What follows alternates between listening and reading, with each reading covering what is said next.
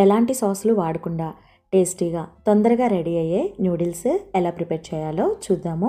ఒక కడాయిలోని 1 litre water వేసి కొంచెం ఆయిల్, చిటికెడు పసుపు, సాల్ట్ వేసి బాగా మరుగుతున్నప్పుడు నూడిల్స్ వేసి హై ఫ్లేమ్లో 100% కుక్ అయిన తర్వాత నూడిల్స్ తీసి చల్లారనివ్వాలి.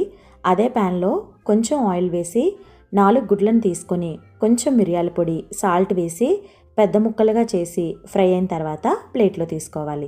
అదే ప్యాన్లోని కొంచెం ఆయిల్ ఎక్కువ వేసి 2 ఉల్లిపాయలు సన్నగా తరిగినవి, 5 పచ్చిమిర్చి, చిన్న ముక్కలుగా తరిగిన క్యారెట్ వేసి హై ఫ్లేమ్లోనే ఫ్రై అయిన తర్వాత చల్లారిన నూడిల్స్, రుచికి సరిపడా సాల్ట్ వేసి మొత్తం కలిసేలాగా కలిపి ఫ్రై చేసిన ఎగ్స్ని కొంచెం కొత్తిమీరను కూడా వేసుకొని 5 నిమిషాలు హై ఫ్లేమ్లోనే మొత్తం అంతా కలిసేలాగా బాగా కలిపి స్టవ్ ఆఫ్ చేసి సర్వ్ చేసుకోవడమే.